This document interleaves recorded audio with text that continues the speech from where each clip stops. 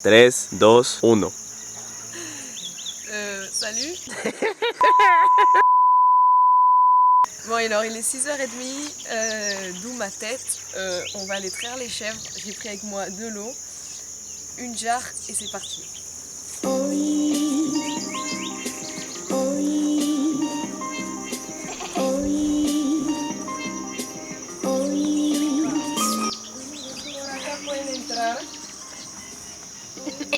Bienvenue dans la demeure de mes filles. Alors, qu'est-ce qu'on fait en premier? On pose nos affaires, on pose nos outils de travail. On prend ça et on vient passer un coup de brosse. Deuxième étape, une chaise. Troisième étape, aller chercher la chèvre. Bueno, esa sí se deja como coger fácil normalmente. Venga, mi niña. Venga, mi bebé. Hop, ella sabe. Sativa, venga para acá. Venga, bebé, que vamos a ordeñar. Venga, venga, eso. Por aquí, bebé. Por aquí, voilà. Prends comme ça. Je lui mets la petite corde. Ce qui est bien avec cette chèvre, c'est qu'elle est tranquille, il n'y a pas besoin de l'attacher fort. Et c'est parti. Alors là, qu'est-ce qu'on fait? On va s'attacher les cheveux. Alors je vous présente Sativa, la chèvre noire du troupeau. Hein. Elle est très calme, très gentille. C'est un vrai bébé. Alors, on prend de l'eau. Qu'est-ce qu'on fait avec cette eau? On va venir rincer en gros les mamelles pour pas qu'il y ait de poussière, de crasse quoi qui viennent se mettre dans le lait. Ah là là, mort. Voilà, là on a le mâle qui est en train de... Bob, gars. Bah alors ce qu'on fait, c'est qu'on vient rincer les mamelles, tout simplement comme ça, pour éviter qu'il y ait de la poussière, de la crasse qui tombe dans le lait quoi. Et ça on le refait en gros à la fin, après avoir terminé de traire. Donc là c'est parti. On secoue un peu pour pas qu'il y ait de gouttes.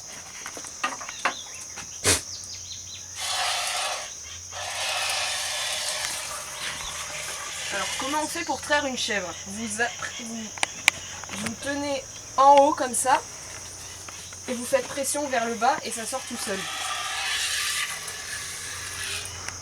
On appuie en haut et on fait pression.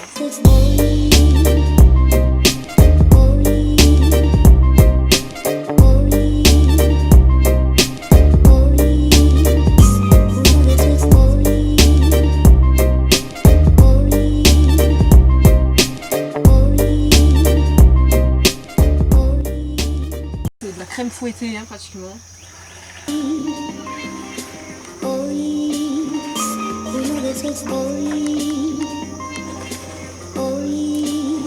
Pas hésiter à revenir sur les deux mamelles plusieurs fois parce que le but c'est vraiment de tout vider. Je vous avoue qu'au départ c'était pas aussi facile. La première fois qu'on les a traits, il fallait les attacher par les pattes, par les cornes, par les pattes avant, comme des poulets. Et c'était pas joli à voir. Vous le connaissez, c'était pas joli à voir. Donc voilà, là on arrive à la fin. Ya terminamos esa cabra. Donc là c'est le lait d'une chèvre. Je sais pas exactement combien il y en a. On va aller voir ça tout à l'heure dans un verre mesureur. Et donc là on reprend l'eau et on revient rincer les mamelles. Alors là pourquoi on les rince? Coucou la famille. ¿Por qué estamos ahí otra vez mojando esas tetas? Simplemente para que no quede el olor a leche y que no se le arrimen las moscas. Que no se le arrimen las moscas. La mosca de tabano. ¿Qué es la mosca de tabano? Es una mosca que viene simplemente picar el animal y deja un huevo adentro de la piel.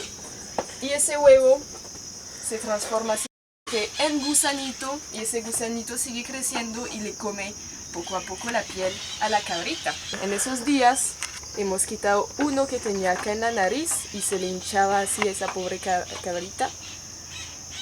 Pero ella, que pesar, sufre de eso desde niña. Entonces, gracias a Tiva por la lechita hermosa, mi amor.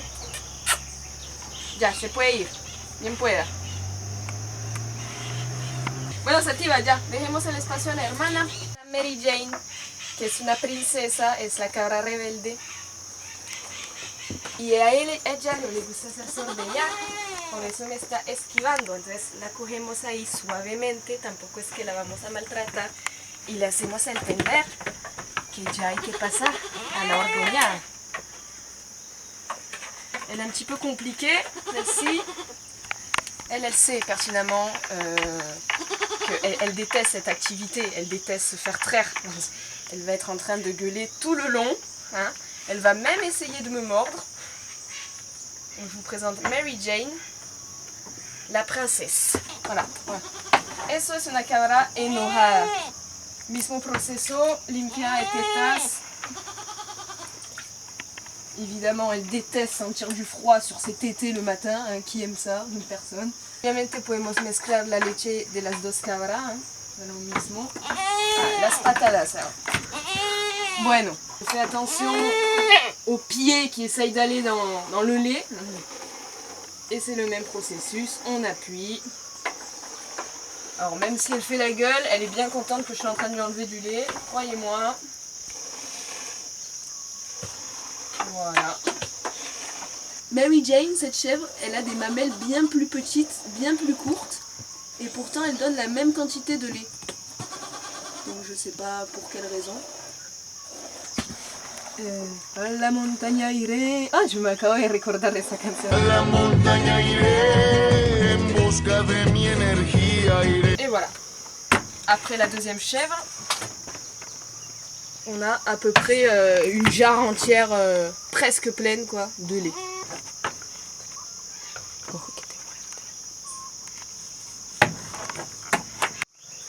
De nouveau, de l'eau.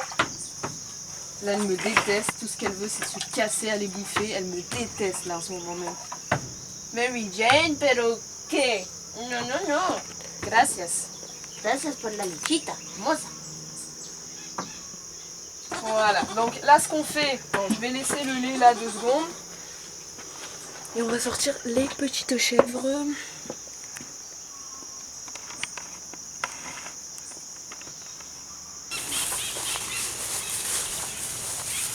Et ça c'est le bébé de Mary Jane. Et le bébé de Bob. Qui n'a pas encore trouvé de maison. Voilà. Donc pour l'instant il est avec nous, il est avec la famille. C'est un petit fou. Mais on l'aime. Et là, on va affronter le bouc. Je te calme, hein? Ça ne me fait pas rire. Bon. Estar pegando, no olvide que soy su mamá.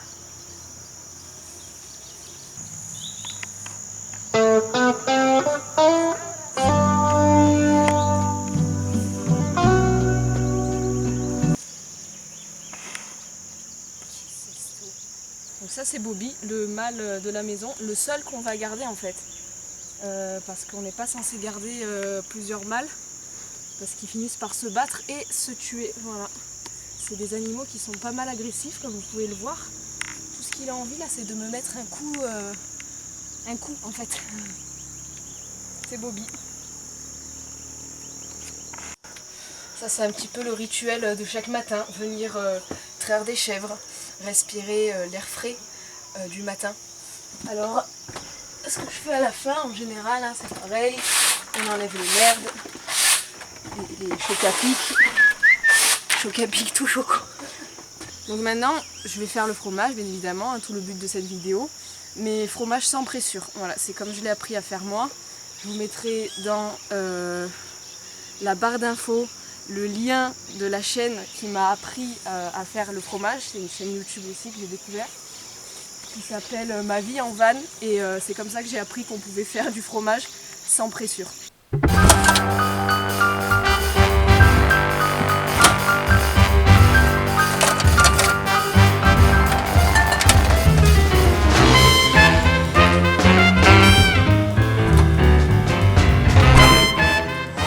Donc là j'ai changé de récipient, On a notre lait qu'on a récolté ce matin. Ce qu'on va faire, c'est qu'on va le filtrer parce qu'il peut toujours avoir des poils, des chèvres qui sont tombées dans le lait, etc. Donc on le filtre avant de le faire chauffer.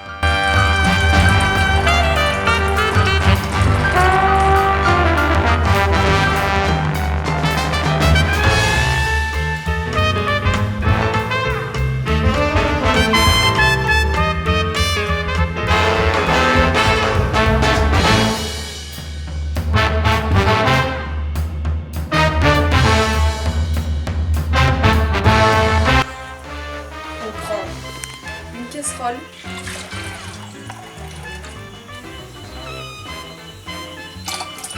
Como lo decía ahora, para un queso de 300 gramos necesitamos 2 litros de leche.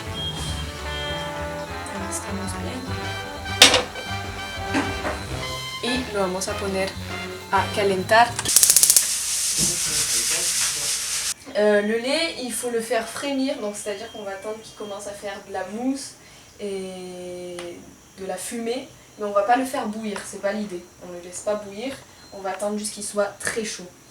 Donc moi j'ai un écrase-patate, vous pouvez utiliser ce que vous voulez, c'est juste pour faire remonter et descendre la chaleur dans le lait. On va pas le remuer comme une soupe, on va juste faire descendre et faire remonter la chaleur dans le lait. Tout simplement, voilà. Tienen que dejar la leche calentar bien porque si no el proceso con el vinagre que les voy a mostrar ahora no funciona. No puede ser ni tibia ni fría, tiene que estar caliente.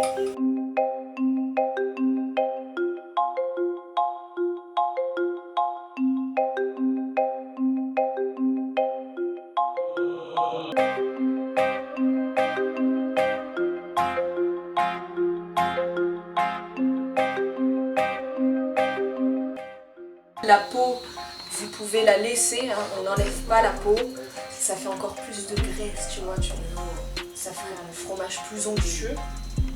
Moi, pour couper mon fromage, pour faire le caillé de mon fromage, j'utilise du vinaigre blanc. Je n'utilise pas de pressure, j'en ai, mais ça a toujours très bien marché avec ça. La première fois que j'ai essayé, ça a marché du feu de Dieu, donc du coup je ne fais plus qu'avec ça.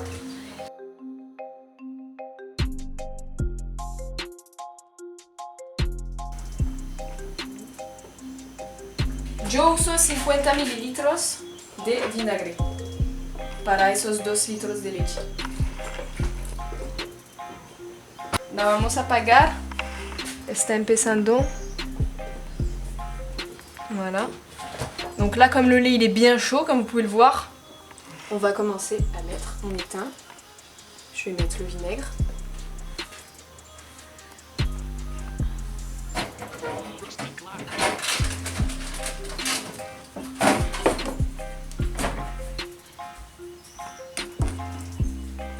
Et là, c'est de la magie.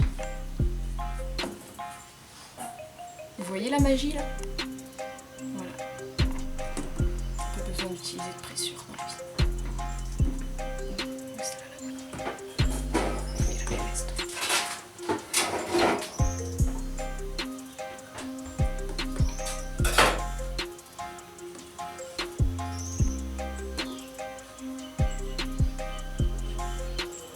Voilà. Juste avec du vinaigre quoi. Je veux dire, si c'est pas de la magie, je sais pas ce que c'est. Vous voyez la différence entre le caillé et le petit lait. Le petit lait, c'est ce qui reste une fois qu'on a ajouté le vinaigre. Ça fait une sorte d'eau jaune comme ça. Et je vous explique tout à l'heure à quoi ça sert. Voilà. On va laisser reposer ça pendant 15 minutes avec un couvercle pour que ça continue de chauffer.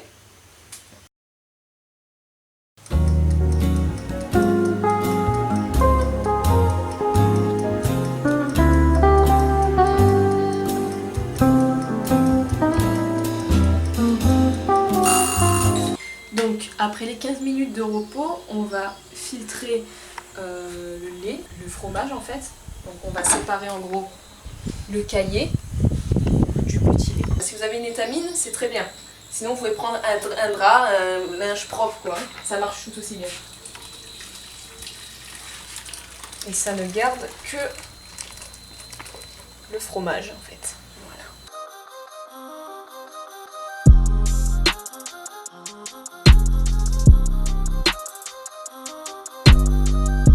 Ne laisse rien perdre. C'est toujours des grammes de fromage en plus.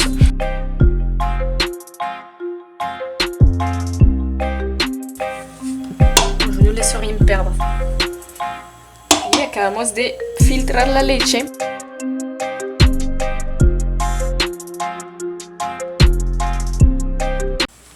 On va venir rabattre les tamines.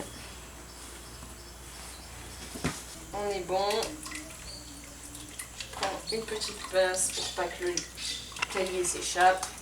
Je referme. Et tu attends qu'il s'égoutte. Donc là-dedans, on a notre fromage.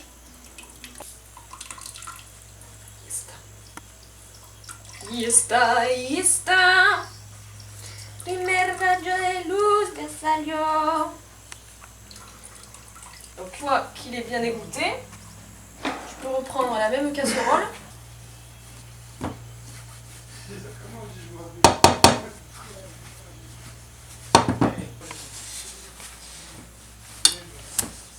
Voilà.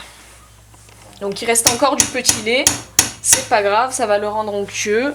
Et maintenant, à l'aide d'une fourchette, vamos a empezar a trabajar el queso.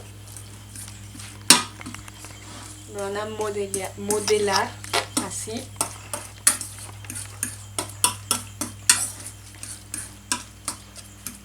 Para que no quede pedacitos gruesos.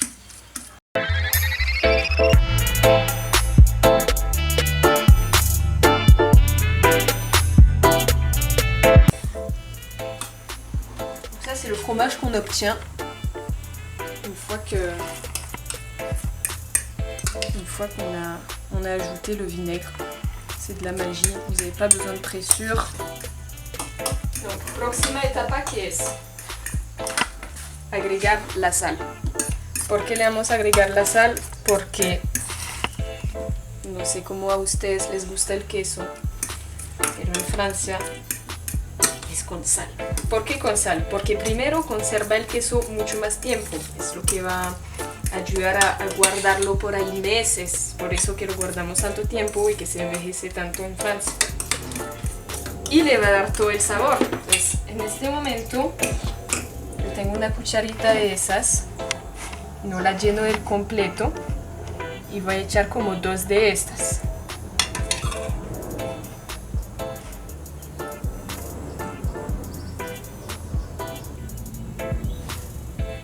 Y ahí está bien.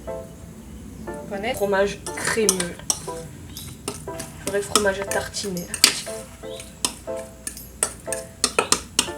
Ah, et c'est évidemment, vous pouvez le manger directement comme ça, il n'y a pas besoin d'attendre. Si vous ne voulez pas un fromage vieilli, vous pouvez le manger directement comme ça sur du pain. Peu importe, ici on le mange sur une arepa, les galettes de maïs. Mira, mira. Sí, eso no es increíble realmente. Hacer eso en casa. ¿Quién no quiere tener eso en una arepita en la mañana? Queso y cabrita. Y es cremoso, ¿por qué? Porque uno le echa mucho tenedor, lo rompe así, de manera que haga una crema prácticamente. Ya usted le agrega lo que se le da la gana agregarle. Por ejemplo, acá tengo pimienta negra, yo le puedo echar, hay tomillo, usted le puede echar orégano, yo le echa lo que se le da la gana. En este caso lo voy a hacer natural porque es un pedido que me hicieron y lo necesito hacer natural. Así que no le voy a agregar nada, pero sepan una cosa, más se le agregan cosas, más especial va a ser el queso. Donc pour que votre fromage il ait une forme comme celui-ci, vous aurez besoin tout simplement d'une boîte plastique. Voilà. Si vous n'avez pas les boîtes à faisselle, etc., vous prenez une boîte plastique, peu importe la boîte, vous lui faites des trous, et ça y est, c'est une boîte à fromage. Vous pouvez faire égoutter votre fromage là-dedans, ça marchera très très bien. Maintenant, si vous êtes des grands fans de faisselle, vous pouvez recycler en gros vos pots à faisselle et ça marche très bien aussi, d'accord? Maintenant, si vous n'avez pas, vous prenez n'importe quel récipient en plastique, on lui fait des trous et c'est une boîte à fromage. Voilà. Ahora lo que vamos a hacer es empacar el queso que acabamos de hacer.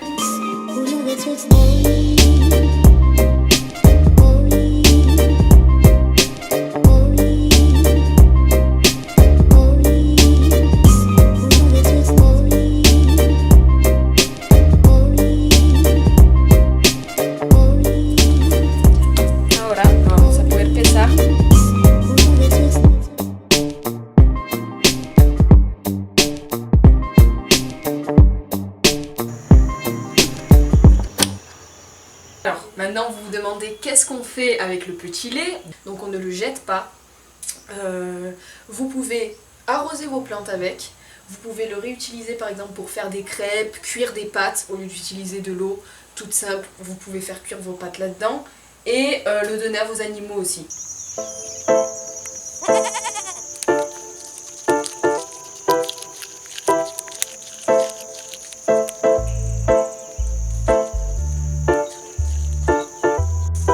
Bon, pour les gens qui me suivent sur Insta, vous reconnaissez sûrement Philippe, le premier chevreau en fait qui est né.